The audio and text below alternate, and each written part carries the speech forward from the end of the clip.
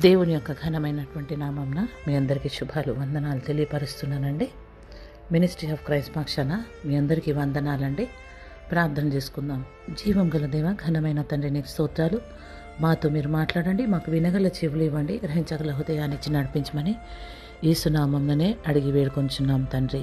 Amen, amen, amen. ప్రియమైనటువంటి నా సహోదరి సహోదరులారా, ప్రభైన క్రీస్తు నామంన మీకు వందనాలండి. మరి ఈ శ్రమల దినాలని, మరి శిల్వ ధ్యానాలని, మరి ఎన్నో మాటలు మనము విని నేర్చుకొని ఉన్నాం.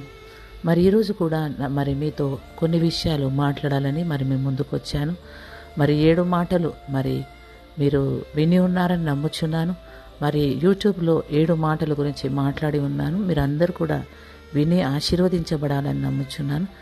ఈరోజు మరి కొన్ని విషయాలు మరి మీతో మాట్లాడాలని పరిశుద్ధాత్మ దేవుడు ప్రేరేపణ ద్వారా మరి మీ ముందుకు వచ్చానండి. లూకా సువార్త 23వ అధ్యాయంలో చూస్తే 50వ వచనంలో, అరిమత్తయును అను యూదుల పట్టణపు సభ్యుడు యోసేపు అని ఒకడుండెను. అతడు సజ్జనుడును నీతిమంతుడై ఉండి వారి ఆలోచనకు వారు చేసిన పనికిని సమ్మతింపక మరి దేవుని రాజ్యం కొరకు కనిపెట్టినవాడు. చూడండి, యేసు ప్రభు మరి నిన్నటి దినాన చనిపోయిన తర్వాత జరిగిన ఆ సందర్భాన్ని చూస్తే, అరిమత్తయి అనేటటువంటి వ్యక్తి, ఆయన నీతిమంతుడు, సజ్జనుడు, దేవుని కొరకు ఎదురు చూసేటటువంటి వ్యక్తి, మరి వాళ్ళ మాటలను సమ్మతించగా దేవుని కొరకు బ్రతికేటటువంటి వ్యక్తి అంట. అతను ఏం చేస్తున్నాడంటే, అతడు పిలాతు వద్దకు వెళ్ళి యేసు దేహం తమకు ఇవ్వమని అడిగిండంట. మరి యేసు దేహాన్ని తీసుకెళ్ళి మరి సమాధి చేయాలని మరి యేసు దేహం కొరకు వెళ్ళినట్లు చూస్తూ ఉన్నాం. దానిని క్రిందికి దింపి సన్నపు నారబట్టతో చుట్టి తొలిచిన రాతి సమాధిలో ఉంచెను. అందులో ఎవడనూ అంతకుముందు ఉంచబడలేదు. చూడండి, ఆ రాతి సమాధిలో మరి అంతకుముందు ఎన్నడూ ఉంచినటువంటి ఆ సమాధిలో మరి యేసుప్రభును ఉంచినట్లు మనం చూస్తూ ఉన్నామండి. ప్రియమైనటువంటి వారులారా, మనము మార్కు సువార్త 15వ అధ్యాయంలో కూడా చూస్తే 44వ వచనంలో చూద్దాం. పిలాతు ఆయన ఇంతలోనే చనిపోయినా అని ఆశ్చర్యపడి ఇక శతాధిపతి తన యొద్దకు పిలిపించి, ఇంతలోనే ఆయన చనిపోయినాడా అని అడిగిండ్రంట. మరి పిలాతు దగ్గరికి వెళ్ళినప్పుడు యోసేపు అరిమత్తయి అక్కడ పిలాతు అంటున్నాడు, ఇంతలోనే ఆయన చనిపోయాడా అని మాట్లాడుతున్నటువంటి ఆ సందర్భాన్ని మనం వింటూ ఉన్నామండి. శతాధిపతి వలన సంగతిని తెలుసుకున్న యోసేపు ఆ శవమును అప్పగించెను. మరి శతాధిపతి వలన తెలుసుకున్నటువంటి యోసేపు ఆ శవాన్ని అప్పగించినట్లు చూస్తున్నాం. మరి నారబట్టను చుట్టి మరి సమాధిలో పెట్టినట్లు మరి 46వ వచనంలో కూడా గమనిస్తున్నామండి. ప్రియమైనటువంటి వారులారా, మరి యేసు ప్రభుని మరి సమాధి చేసినటువంటి విషయాన్ని గమనిస్తున్నాం. మరి నిన్నటి దినాన ఆయన చనిపోయినప్పుడు మరి అరిమత్తయి యోసేపు వెళ్ళి మరి అక్కడ పిలాతు దగ్గర నుంచి మరి పర్మిషన్ తీసుకొని మరి యేసు ప్రభుని తీసుకెళ్ళి మరి సమాధి చేసినట్లు చూస్తూ ఉంటామండి. చూడండి, మరి మత్తయి సువార్త 27వ అధ్యాయంలో చూద్దామండి. చాలా ప్రాముఖ్యమైనటువంటి మాట మనం వింటున్నాం. మరి చాలా విషయాలు అన్ని లోకంలో ఉన్న వాటి విషయాలన్నీ వింటుంటాం, కానీ దేవుని మాటలు వినడానికి మాత్రం మనం సిద్ధం చేసుకోలేకపోతున్నామేమో. చూడండి, ఈరోజు మరి 27 మత్తయి 61వ వచనంలో చూస్తే, మగ్దలేని మరియయు వేరొక మరియ అక్కడనే సమాధి ఎదురుగా కూర్చొని ఉండిరి. మర్నాడు అనగా సిద్ధపరిచి దినము మరుసటి దినంలో ప్రధాన యాజకులు పరిసయ్యులు పిలాతు వద్దకు కూడి వచ్చి, చూడండి, మరి మర్నాడు సిద్ధపరిచి దినం కాబట్టి పిలాతు దగ్గర కంట ప్రధాన యాజకులు పరిసయ్యులు వచ్చి మరి మాట్లాడుతున్న మాట చూడండి. అయ్యా, ఆ వంచకుడు సజీవుడై ఉన్నప్పుడు 3 దినములలో తర్వాత నేను లేచిదనని చెప్పిన మాట మాకు జ్ఞాపకం ఉంది. ఇక్కడ ప్రధాన యాజకుడు పిలాతు వెళ్ళి ప్రధాన యాజకులు పరిసయ్యులు వెళ్ళి పిలాతుతో మాట్లాడుతున్నారు. అయ్యా, 3 దినాల తర్వాత లేస్తాడని మాకు జ్ఞాపకం ఉంది అని చెప్తా ఉన్నారండి.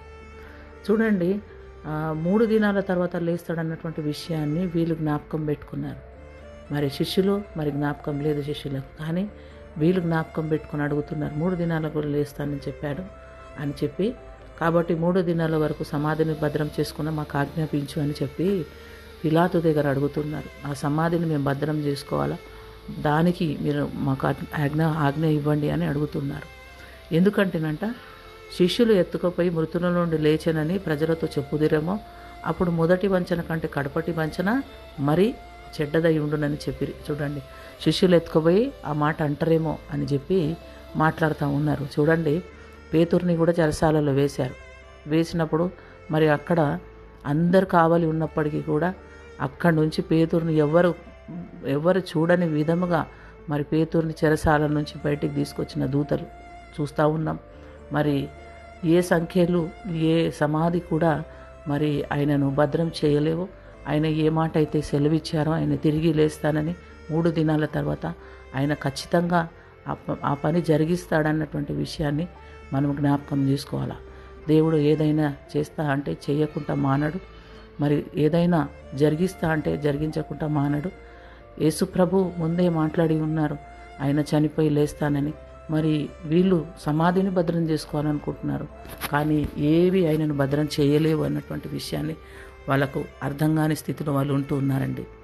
అందుకు పిలాతు, కావలి వారు ఉన్నారు కదా, మీరే వెళ్ళి మీ చేతనైన మటుకు సమాధిని భద్రం చేయడని వారితో చెప్పాను. వారు వెళ్ళి కావలి వారిని కూడా ఉంచుకొని రాతికి ముద్ర వేసి సమాధిని భద్రం చేశారంట. చూడండి, వీళ్లకు మరి యేసు ప్రభు తిరిగి లేస్తాడని తెలుసు కాబట్టి వీళ్ళు ఏం చేస్తున్నారు, పిలాతు దగ్గరికి వెళ్ళి మాట్లాడుతూ ఉన్నారు. మరి వాళ్ళంట మీ చేతనైన మట్టుకు మీరు సమాధిని భద్రం చేసుకోనని పిలాతు చెప్తే వీళ్ళు వెళ్ళంట కావలి వారిని ఉంచుకొని రాతి సమాధి మీద ముద్ర వేసి భద్రం చేస్తూ ఉన్నారంట. మరి ప్రియమైన సహోదరులారా, మరి నా పాపాల కోసము ఆయన ఏకైక కుమారుని సహితం లెక్క చేయకుండా మన కొరకు బలి అర్పణగా ఇచ్చి ఉన్నారు. మరి మన పాపానికి ఇంకా మరి ఇంకొక బలి లేదు కాబట్టి ఇక పాపములు పడకుండా దేవునికి మహిమకరంగా జీవించాలి. మరి నా పాపాల కోసం ఆయన సమాధిలో ఉన్నారు. ఈరోజు మరి సమాధిని భద్రం చేసేటటువంటి దినము. మరి అరిమత్తయి నిన్నటి దినాన వెళ్ళి సమాధిలో మరి యేసు ప్రభుని మరి ఉంచినటువంటి దినము. ఈరోజు కూడా ఆయన సమాధిలో ఉన్నటువంటి దినాన్ని మనం జ్ఞాపకం చేస్తున్నాం. మరి నా పాపాల కోసం, మనం చేసిన తప్పుల కోసం ఆయన ఒక్కడే మన పాపాలన్నిటినీ భరించి మరి మృతి నొందినట్లు మనం గమనిస్తున్నాం. కాబట్టి మరి ఇక ముందు పాపం చేయకుండా ఆయన కొరకు జీవించాలని దేవుడి మాటలు దీవించును గాక.